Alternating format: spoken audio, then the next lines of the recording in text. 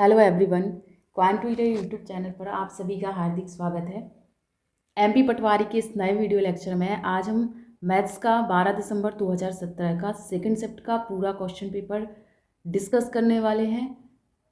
बहुत ही important question है, इसलिए वीडियो को अंत तक ज़रूर देखें। तो चलिए आज की क्लास स्टार्ट करते हैं। पहला प्रश्न है, एनी 5 किलोग्राम प्याज को खरीदने के लिए उतनी ही धनराशि लेकर बाजार गई थी। उस दिन प्याज की कीमत में 25% की वृद्धि हुई। वह कितने प्रतिशत कम प्याज खरीद सकती है? प्याज की कीमत में 25% की वृद्धि हुई। 25% का मतलब कितना होता है? 1/4।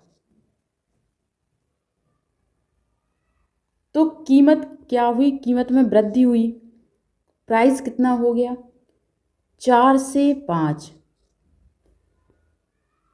पहले 4 था, फिर उसमें 1 की वृद्धि हुई तो कितना हो गया? 5। तो प्राइस की कीमत 4 से 5 हो गई। जिस अनुपात में कीमत बढ़ेगी उसी अनुपात में हमारी क्वांटिटी कम होगी। तो 4:5 में वृद्धि हुई तो 5 क्वांटिटी क्या हो जाएगी? 5:4। तो यहाँ पर क्या हुआ है? क्वांटिटी कितनी कम हुई है? 5 से 4 हुई, मतलब 1 की कमी आ गई। तो 1 की कमी आई किस पर? 5 पर। तो 1/5 का मतलब कितना होता है? 20%। सो फर्स्ट ऑप्शन इस क्वेश्चन का सही उत्तर है। अगला प्रश्न है, एक पतलून और एक कमीज को शुरू में क्रमशः 400 रुपये और 300 रुपये में बेचा गया था। एक सेल के दौरान अमित ने पतलून को 40% की छूट और कमीज को 55% की छूट पर खरीदा। अमित ने कुल वास्तविक मूल्यों की कितने प्रतिशत बचत की? पहले कितना था? पहले एक पतलून का प्राइस कितना था? एमआरपी था 400, उस पर कितना हुआ? 40% की छूट।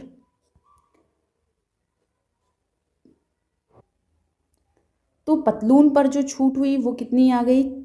400 का 40%, मतलब कितना आ जाएगा? 160 रुपये। तो पतलून पर जो छूट थी वो कितनी थी? 160 रुपये। और कमीज पर जो छूट थी वो कितनी थी? इसका एमआरपी था कितना? 300, और इस पर जो छूट थी वो 55% की छूट थी। तो इसको सॉल्व करेंगे तो कितना आ जाएगा? 165।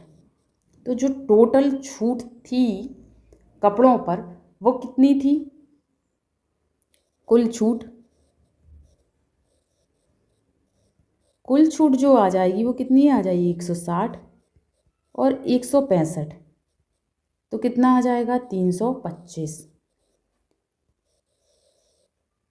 तो पतलून और कमीज पर जो कुल छूट हुई वो कितनी हुई? 325। अब छूट परसेंट कितना आ जाएगा? तो छूट परसेंट कैसे निकालेंगे? कुल छूट बटे उसका कुल एमआरपी कितना था? 400 और 300 रुपये, तो टोटल कितना हुआ? 700। और प्रतिशत निकालना है तो 100 का गुणा कर देंगे। इसको सॉल्व करेंगे तो कितना आ जाएगा? 46 सही 3/7%। और जो छूट परसेंट है वही तो बचत परसेंट है। तो जितने की छूट हुई उतना ही तो उसने बचाया है, तो जो छूट होगी वही उसकी क्या होगी? बचत होगी। इसलिए हमने यहाँ पर क्या निकाला है? छूट परसेंट। तो यही क्या होगा? इस प्रश्न का सही उत्तर होगा। सो थर्ड ऑप्शन इस प्रश्न का सही उत्तर है। अगला प्रश्न, x² + 2x अपॉन x + 2 ये किसके बराबर होगा? x² + 2x upon x + 2। यदि हम यहाँ देखें तो x कॉमन आ जाएगा तो x + 2 बचेगा। x + 2 ये कट जाएगा तो बचेगा क्या? x। So third option correct answer है। अगला प्रश्न, यदि 8 की पावर कितनी है, 4 है, और 4 की पावर कितना है, n है। तो हमें n की वैल्यू बतानी है कितनी होगी। 8 क्या होता है, 2 का क्यूब। तो हम 8 की जगह क्या लिख सकते हैं, 2 की पावर क्यूब। और इस पूरे की पावर कितनी है, 4। 4 को क्या लिख सकते हैं, 2 की पावर 2। और इसकी पावर क्या है, n। अब 2 की पावर कितनी आ जाएगी, 4 में 3 का गुणा होगा तो कितना, 12। और 2 की पावर कितनी आ जाएगी, 2n। तो यहाँ से हम देख सकते हैं कि 2n बराबर कितना हो जाएगा, 12। तो यहाँ से n की वैल्यू कितनी आ जाएगी, 6। जब आधार समान होता है तो घातें कैसी होती है, एक दूसरे के बराबर हो जाती हैं। तो इसलिए हमने यहाँ क्या लिखा है, 2n बराबर 12। सो n की वैल्यू कितनी आ गई, 6। सो थर्ड ऑप्शन इस प्रश्न का सही उत्तर है। अगला प्रश्न है, समलंब ए बी सी डी में ए बी बराबर क्या है, सी डी। यदि ऊंचाई 3 इकाई है तब परिमाप हमें निकालना है। ये अकेला समलंब चतुर्भुज नहीं है, क्योंकि यहाँ लिखा है ए बी बराबर सी डी। मतलब ये और ये दोनों भुजाएं कैसी हैं, बराबर हैं। इसका मतलब ये समद्विबाहु समलंब चतुर्भुज है। और समद्विबाहु समलंब चतुर्भुज में क्या होता है, जैसे ये हिस्सा 8 है तो ये हिस्सा भी क्या हो जाएगा, 8। तो यहाँ से यहाँ तक कितना हो गया, 8। बाकी का बचा कितना, 8। ये 2 बराबर भागों में बढ़ जाएगा, जिससे क्या हो जाएगा, ये हिस्सा और ये हिस्सा कितना कितना हो जाएगा, 4 और 4। यहाँ से हम क्या करेंगे, ये वाला जो त्रिभुज है इसमें हम क्या लगा देंगे, पाइथागोरस प्रमेय। और पाइथागोरस प्रमेय से ए बी बराबर कितना आ जाएगा, ए बी बराबर आ जाएगा 4 का स्क्वायर और 3 का स्क्वायर। तो कितना आ जाएगा, √25। तो कितना मिल जाएगा हमें, 5 यूनिट मिल जाएगी। ए बी की वैल्यू कितनी आ जाएगी, 5 यूनिट। अब हमें क्या करना है, परिमाप हमसे पूछा है तो परिमाप होता क्या है, सभी भुजाओं का योगफल। तो बस सभी भुजाएं कितनी कितनी हैं, ये भी 5 आ जाएगा, क्योंकि ये क्या है, समद्विबाहु समलंब चतुर्भुज है। तो ये भी कितना हो जाएगा, 5। तो सभी भुजाएं कितनी कितनी हैं, ये 5। ए बी 5 हो गया, बी सी कितना है, 8 है। तो 5 8, सी डी कितना हो गया, 5। और ए डी हमें दिया गया है कितना, 16। इन सबको हम जोड़ देंगे तो कितना आ जाएगा, 5 और 5 जोड़ेगा तो 10 आ जाएगा। और ये 24, 16 8 24, 10 24 कितना आ जाएगा, 34। तो परिमाप हमें कितना मिल जाएगा, 34। नेक्स्ट क्वेश्चन,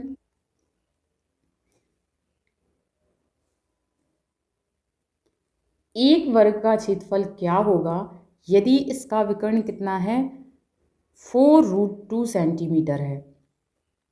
हम जानते हैं कि वर्ग का क्षेत्रफल क्या होता है, भुजा का वर्ग।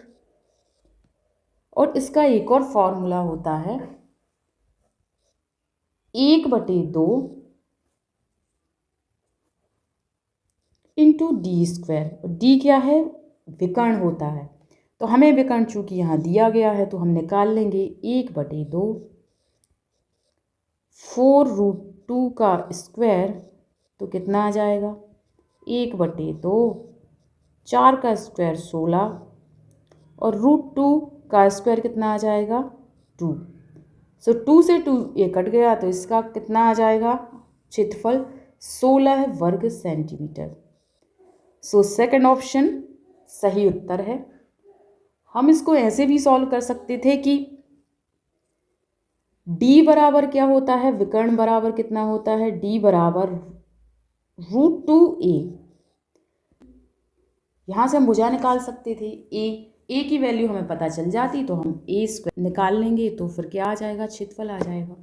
नेक्स्ट क्वेश्चन, यहाँ पर हमें एक्स की वैल्यू दी गई है 2, यहाँ पर 1/x बराबर 4। यहाँ पर 1/x नहीं, यहाँ पर y होगा, और यहाँ पर क्या है, √y। हमसे इस प्रश्न में पूछा गया है कि इसकी वैल्यू क्या होगी। तो अब हम इसको सॉल्व कैसे करेंगे, x की वैल्यू रख देंगे और y की रख देंगे। तो यहाँ से x बराबर कितना है, 2 है। 1/y बराबर 4 दिया गया है, तो इसमें हम y की वैल्यू कितनी निकाल लेंगे, y बराबर कितना आ जाएगा, 1/4 x +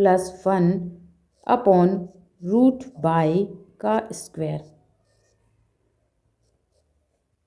x + 1 का होल स्क्वायर आ जाएगा, और √y का स्क्वायर कितना आ जाएगा, √y।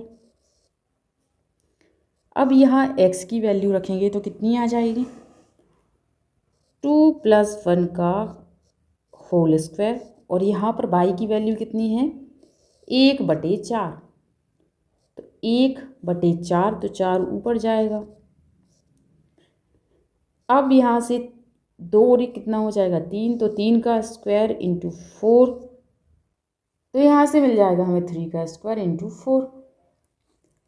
अब आ जाएगा कितना, 9 इंटू 4, तो कितना आ जाएगा, 36।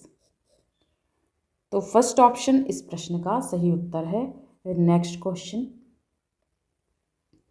यहाँ हमें एवरेज निकालना है, तो हम सभी को जोड़ेंगे तो कितना आ जाएगा, 29 19 कितना हो जाएगा, 48, 48 42 कितना हो गया, 90, और 80 50 130, तो कितना आ जाएगा, 220। तो सभी का सम निकालेंगे तो कितना आ गया, 220, और 220 में हम कितने से भाग दे देंगे, 5 संख्या हैं तो 5 से भाग देंगे, तो जो भी होगा वो क्या निकलेगा, एवरेज निकल कर आ जाएगा। तो ये कितना आ जाएगा, 44। सो सेकंड ऑप्शन 44 इस प्रश्न का सही उत्तर है। अगला प्रश्न है, जब भी ऐसा क्वेश्चन आता है तो हम x + 3 को 0 से कंपेयर करते हैं, और यहाँ से हम x की वैल्यू निकाल लेते हैं, तो कितनी आ जाएगी, -3। अब जो भी इक्वेशन है उसमें हम x की जगह क्या रखेंगे, -3। तो अब हम रख देते हैं 3, x की जगह -3 की पावर कितना है, 7 -27, यहाँ पर कितना है, 27। 27 क्या होता है, 3 की पावर क्यूब किसके बराबर होता है, 27 के बराबर होता है। तो हम 27 की जगह 3 की पावर कितना रख देंगे, 3, और x क्या आ जाएगा, -3 की पावर 5 + 5, x की जगह कितना, -3 इसकी पावर 3 माइनस, यहाँ पर कितना है, 45, x की जगह -3 + 7। अब हम क्या करेंगे, यहाँ पर कितना है, 3 लिखा है, मतलब इसकी पावर कितनी है, 1 है। तो हम जानते हैं कि जब आधार समान हो तो यहाँ पर क्या है, गुणा है, तो गुणा में घातें कैसी होती हैं, जुड़ जाती हैं। तो यहाँ पर माइनस क्या आ जाएगा, बाहर आ जाएगा, और 3 की पावर कितना हो जाएगा, 8। यहाँ पर क्या होगा, यहाँ माइनस है और यहाँ माइनस है, तो ये कितना हो जाएगा, प्लस हो जाएगा, क्योंकि -3 की पावर 5 है, इसलिए यहाँ जो जो साइन आएगा वो कैसा आएगा, माइनस का आएगा। तो हम माइनस बाहर ले आएंगे तो माइनस माइनस का गुणा होगा तो क्या हो जाएगा, प्लस। और यहाँ 3 की पावर 3 है और 3 की पावर कितना है, 5 है। तो यहाँ पर भी आधार समान है, इसलिए क्या हो जाएगा, गुणा में घातें क्या हो जाती हैं, जुड़ जाती हैं। तो यहाँ पर भी कितना आ जाएगा, 3 की पावर 8। इसीलिए हमने क्या किया था, जब ऐसे क्वेश्चन आते हैं तो हमें क्या करना पड़ता है, यदि हम ऐसा सॉल्व करेंगे तो कैलकुलेशन बहुत जल्दी हो जाएगा। इसलिए हमने 27 को 3 की पावर में बदल दिया है। अब आगे हम जब सॉल्व करेंगे तो यहाँ पर क्या है, 5 है और 3 की पावर 3 कितना होता है, 27। यहाँ पर जो साइन आएगा वो क्या आएगा, माइनस का, क्योंकि इस -3 के ऊपर कैसी घात है, विषम घात है, इसलिए जो साइन आएगा वो किसका आएगा, माइनस का आएगा। तो यहाँ पर 5 इंटू क्या हो गया, 3 की पावर क्यू है मतलब 27 है, माइनस माइनस प्लस, तो यहाँ 45 में 3 का गुणा करेंगे तो कितना आ जाएगा, 135, और यहाँ पर कितना है, 7 है। अब यहाँ से हम देखें तो ये और ये कट जाएगा, 27 पंचे कितना होता है, 135, सो ये माइनस का 135 आ गया, और यहाँ पर कितना है, 135 प्लस 7, ये और ये कट गया तो बचा क्या, 7। सो 7 इस प्रश्न का सही उत्तर है। अगला प्रश्न, यदि ए बी सी डी ऐसी 4 संख्याएं हैं जिनमें से प्रथम 3 संख्याओं का औसत 16 है और अंतिम 3 संख्याओं का औसत कितना है, 15 है, यदि आखिरी संख्या 18 है तो प्रथम संख्या हमें निकालना है। तो प्रथम 3 संख्याएं कौन सी होंगी, ए प्लस बी प्लस सी, इन 3 संख्याओं का औसत 16 दिया गया है, 16 में 3 का हम क्या कर देंगे, गुणा कर देंगे, तो कितना आ जाएगा, 48। सो प्रथम 3 संख्याओं का योग कितना आ गया, 48। अब अंतिम 3 संख्याओं का योग कितना निकलेगा, b plus C plus D. तो इनका औसत जब 15 दिया गया है तो इनका कुल योग कितना होगा, 15 में 3 का गुणा करेंगे तो 15 × 3 = 45। अब माइनस कर देंगे, इसमें से इसको घटा देंगे तो क्या बचेगा, मिलेगा हमें बी सी, और बी सी कट जाएगा तो बचेगा कितना, ए माइनस टी, और 48 से 45 घटाएंगे तो कितना बचेगा, 3। हमें पता है कि अंतिम संख्या, आखिरी संख्या कितनी है, 18 है, तो यहाँ 18 आएगा तो इस तरफ जाएगा तो क्या होगा, प्लस का 18 हो जाएगा, तो ए बराबर कितना आ जाएगा, 3 + 18। 18 में 3 जोड़ेंगे तो कितना आ जाएगा, 21। सो थर्ड ऑप्शन सही उत्तर है। अगला प्रश्न है, एक परीक्षा में एक छात्र को 178 अंक प्राप्त हुए पर वह 32 अंकों से अनुत्तीर्ण हो गया। यदि उत्तीर्ण प्रतिशत 35% है तो हमें निकालना है कि परीक्षा में कुल अंक कितने हैं। तो छात्र को कितना अंक मिला है, 178, और वह 32 अंकों से अनुत्तीर्ण हो गया। यदि 32 और मिल जाते तो वो क्या हो जाता, उत्तीर्ण हो जाता। तो इसको जोड़ेंगे तो कितना आ जाएगा, 210, मतलब 210 अंकों में छात्र उत्तीर्ण हो जाता। यहाँ दिया गया है कि उत्तीर्ण प्रतिशत कितना है, 35%, मतलब 35% किसके बराबर होगा, 210। तो यहाँ से हमें पता चल जाएगा कि 1% की वैल्यू कितनी है, 35 छक्के 210 होता है, तो 1% की वैल्यू कितनी आ गई, 6। तो परीक्षा में कुल अंक कितने हैं, 100%, तो हमें 100% निकालना है, तो 100 का गुणा कर देंगे, तो यहाँ भी करेंगे तो कितना आ जाएगा, 600। 600 इस प्रश्न का सही उत्तर है। अगला प्रश्न है, यदि 7 नवंबर 2017 को मंगलवार है तो 2022 में नव वर्ष किस दिन पड़ेगा। इन्होंने बताया है कि 7 नवंबर 2017 को क्या है, मंगलवार है।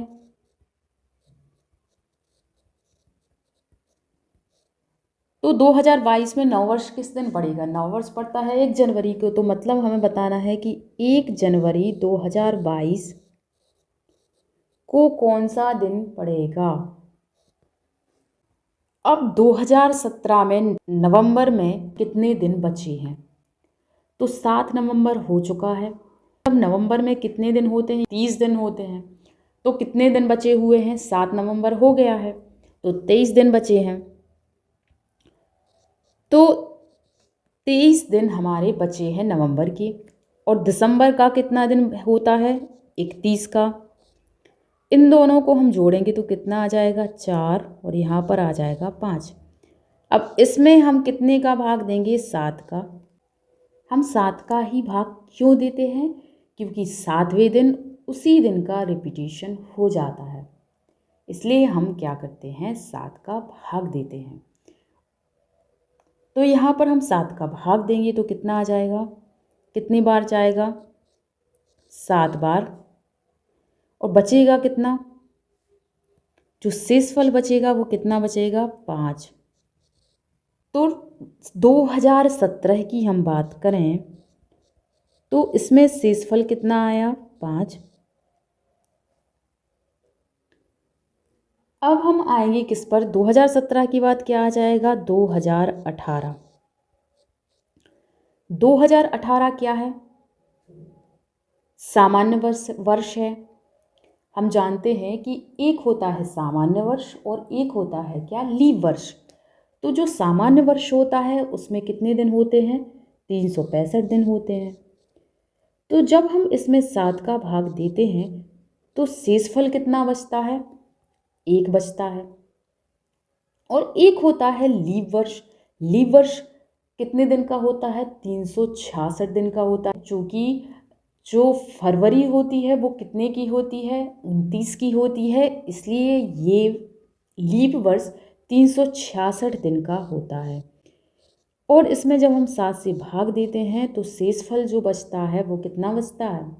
2 बचता है। और हम जानते हैं कि जिसमें 4 से कंप्लीट भाग चला जाए वो लीप वर्ष कहलाता है। तो यहाँ 2018 क्या लीप वर्ष है? नहीं है। तो यहाँ पर शेषफल कितना आएगा? 1 आएगा। अब 2019 आएगा। ये भी क्या है? सामान्य वर्ष है, तो इसमें भी शेषफल 1 होगा। अब आएगा 2020। इसमें शेषफल कितना होगा? ये क्या है? लीप वर्ष है, तो यहाँ शेषफल जो होगा वो 2 होगा। 2021 की बात करें तो इसमें लीप वर्ष है या नहीं है? तो ये बिल्कुल भी लीप वर्ष नहीं है, ये सामान्य वर्ष है, तो इसमें शेषफल कितना होगा? 1 होगा। अब चूंकि हमें 1 जनवरी 2022 का निकालना है तो 2022 में कितना दिन हुआ? सिर्फ 1 हुआ, क्योंकि 1 जनवरी का निकालना है। तो 2022 में हम क्या करेंगे? 1 दिन काउंट करेंगे। तो टोटल इनको हम जब जोड़ेंगे तो कितना आ जाएगा? 11 आ जाएगा। और 11 में हम 7 से भाग देंगे तो कितना आ जाएगा? कितनी बार जाएगा? 1 बार जाएगा। और रिमाइंडर कितना बचेगा? 4। अब मंगलवार में हमें कितने दिन जोड़ना है? 4 जोड़ना है। अब हमें बताना है कि 1 जनवरी 2022 को क्या होगा, तो मंगलवार में हमें कितना जोड़ना है? 4 जोड़ना है।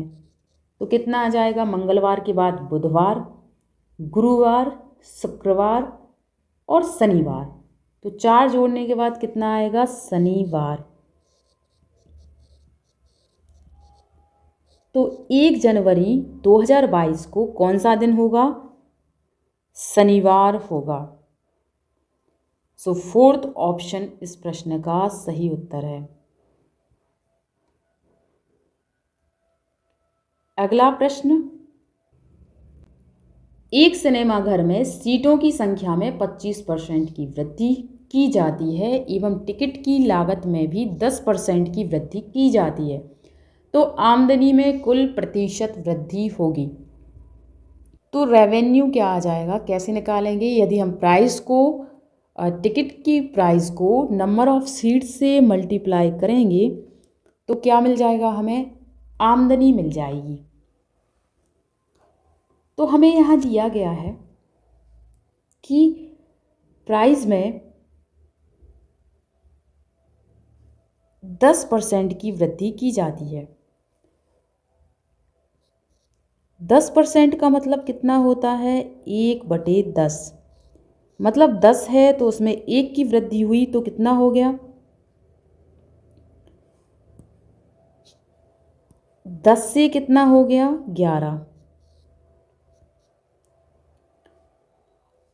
और यहाँ लिखा है कि सीट की संख्या में कितने परसेंट की वृद्धि होती है, 25%। 25% का मतलब कितना होता है, 1/4। मतलब पहले 4 था तो अब कितना हो गया, 1। 1 की वृद्धि हो गई मतलब कितना, 5। तो नंबर ऑफ सीट्स की संख्या कैसे इंक्रीज हो गई, 4 से 5। अब हम क्या करेंगे, इसका मल्टीप्लाई करेंगे, इसका मल्टीप्लाई करेंगे तो हमें क्या मिल जाएगा, रेवेन्यू। तो यहाँ पर मल्टीप्लाई करेंगे तो कितना आ जाएगा, 40। और यहाँ पर कितना आ जाएगा, 55। तो यहाँ पर क्या हुआ है, कितने की वृद्धि हुई है, 15 की। और कितने पर हुई है, 40 पर। पहले रेवेन्यू क्या था, 40 था। प्रतिशत निकालना है इसलिए 100 का मल्टीप्लाई करेंगे। तो इसको आगे सॉल्व करेंगे तो क्या हो जाएगा, 2 से कटेगा 2, 5, 75/2। 2 से ये काटेंगे तो कितना आ जाएगा, 37.5। सो थर्ड ऑप्शन इस प्रश्न का सही उत्तर है। अगला प्रश्न, अगला प्रश्न है कि 1 वर्ष पहले ए और बी के संबंधित आयु का अनुपात 3:4 था। कब, 1 वर्ष पहले। 1 वर्ष पहले ए और बी का संबंधित अनुपात कितना था, 3:4। 1 वर्ष बाद कितना हो जाएगा, 5:6 होगा। बी की वर्तमान आयु कितनी है, इनकी कुल अंतर कितना है, 2 साल का है। और यहाँ पर अंतर कितना है, 2 यूनिट का, यहाँ पर भी 2 यूनिट का। सो 2 यूनिट ही किसके बराबर है, 2 साल के। तो 1 यूनिट की वैल्यू कितनी आ जाएगी, 1 साल। अब हमें बी की वर्तमान आयु बतानी है तो बी की 1 साल पहले की आयु कितनी है, 4 यूनिट है। मतलब कितनी है, 4 साल है। लेकिन वर्तमान हमें बताना है बी की, तो 1 साल पहले 4 है तो वर्तमान कितनी होगी, उसमें 1 जोड़ देंगे तो कितना आ जाएगा, 5 वर्ष। सो बी की वर्तमान आयु 5 साल आ गई। अगला प्रश्न, यहाँ लिखा है 10 विद्यार्थियों द्वारा प्राप्त अंक नीचे दिए गए हैं, उनका माध्य ज्ञात करें। माध्य मतलब क्या होता है, औसत, एवरेज। सो यहाँ पर एवरेज निकालेंगे तो क्या करेंगे, सभी संख्याओं को हम जोड़ देंगे। ये तो कितना आ जाएगा, 490। और कितनी संख्याएं हैं, 10 संख्याएं हैं तो 10 से हम क्या करेंगे, भाग देंगे। सो ये कितना आ जाएगा, औसत 49 आ जाएगा। और ये क्या है, माध्य है। तो सेकंड ऑप्शन इस प्रश्न का सही उत्तर है। नेक्स्ट क्वेश्चन, 729 की पावर कितना है, 1/3 का मान है। हम जानते हैं कि 729 क्या है, 9 का क्यू होता है। तो हम लिख सकते हैं यहाँ 9 का क्यू, इसकी पावर 1/3। जब इनकी पावर का गुणा करेंगे तो कितना आ जाएगा, 9 की पावर, ये कट जाएगा तो क्या बचेगा, सिर्फ 9। सो थर्ड ऑप्शन 9 इस प्रश्न का करेक्ट आंसर है।